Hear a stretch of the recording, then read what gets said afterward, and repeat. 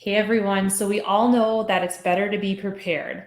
Whether you're going to the grocery store or you're going on a vacation, you have that list as you're going to the grocery store, and you know that if you go and get what you need, you're going to have suppers for the week versus having to go out to eat. If you know what you want to pack for your vacation, you're going to go to that vacation feeling ready to go instead of panicking that you forgot your passport. So it's always good to be prepared. But what does that look like in the teaching world before you start a reading unit? Today, I'm going to be going over 8 steps that you can take to feel really prepared and make your reading unit go as smoothly as possible. So here we go. The first one is to start with your unit plan and to go through your unit plan with a very critical eye, asking yourself questions like, what mini lessons do I want to keep? What mini lessons do I want to delete? And then also making sure that they're ordered in the way that you want them to be. Sometimes a sequence that you had it in the previous year doesn't seem to quite make sense, and you might want to teach something before you teach something else. So switching around the order if necessary, adding or taking out the mini lessons that you might want, and then just checking to make sure that your mini lessons are covering a variety of standards. Maybe they're too heavy on one standard or the other, so you want to add a few in. I have right here an example of a unit plan. So this would be what I'm talking about as far as what the unit plan would look like. That should be pulling up right here. And I'll go ahead and just make that a little bit bigger. So just as you can see, as I go through this unit plan, I'd be checking the order, I'd be checking the wording, I'd be seeing if there's any mini lessons I want to take out or add in, making sure I'm covering a variety of standards. So that would be step 1.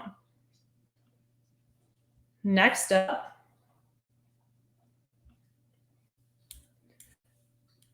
step 2 would be to choose your assessment. So choose what mini lessons you want to formatively assess as you're going through the unit, and what mini lessons you would like to summatively assess at the end of the unit.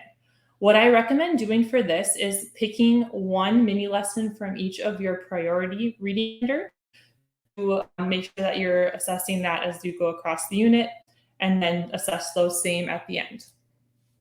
Step 3 would be looking at your formative assessments and deciding how you are going to assess those different mini lessons. So sometimes we get into our same mode, like we really like the exit ticket or we really like a Google form, and we just use that same mode every single time. So before you even start the unit, to actually go through and say, hey, these are the 6 things I'm going to formatively assess. I'm going to choose 6 different methods or even 3 different methods to use so that students are getting a variety. Step 4 would be to design a pre-assessment. I like to say that a pre-assessment doesn't be on every single topic. Maybe you just want to choose one standard to pre-assess and be able to compare that to the summative assessment at the end. It doesn't have to be every single little thing. You could use like a picture book or a short story or a short article to do that pre-assessment, just to get a nice idea of things that you might have to hit a little harder or less during the unit. Step 5 is going to be deciding on all of your text for the reading unit. So this, like for me, I like to have an interactive read aloud in the genre that I'm doing the reading unit in. And then I also have to like the student text to coincide with that same genre. So whether I'm doing guided reading or literature circles or reading strategy groups, I'm going to be picking a set of about 4 to 5 student texts to go along with that interactive read aloud. So I need to make sure that I have my interactive read aloud, that it's about the right length, that if I divide the pages by the number of mini lessons, that's about the amount of pages that I want to read each day, and I have enough time for that. I also need to decide, are my student texts relevant? The last time I used this text, were the students in that group engaged? Did they understand the book? Did it work well with the mini lessons for that reading unit? I also need to have a critical eye on if a book didn't work well. Just swapping out a book or 2 can make a really big difference in a reading unit and just keep the units really relevant and engaging for kids. With the books too, I like to make sure that I have them on audio for students if that is something that they want the option to have. Step 6 would be to pick your student reading context. So are you going to class novel? You're going to have students do reading strategy groups, guided reading, literature circles, or read a book independently. So choosing which context you're going to have students do. And then also to think about, okay, if I'm doing 7 reading units across the year, which reading context am I using for each one so that I'm using a variety across the school year and not always using the same one. Step 7, I like to go through and pick out some vocabulary from my interactive read aloud that I infuse into the read as I'm reading each day. I find that if I don't take the time to do this, that's the first thing I drop. So taking the time before the unit even starts to go through and pick out some vocabulary to infuse is worth my while. And then the last one is step 8.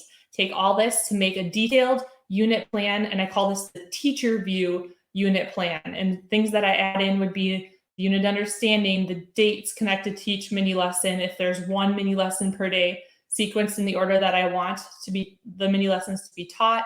I like to include the units and materials, the books I'm going to use. I like to include the interactive read aloud pages that I'm going to use each week, or some assessment plan. And I have an example of what this teacher view unit would look like. Here it comes. So as you can see, I've got the date to teach each one, and this is just a sample. And then the interactive read aloud plan on the other side.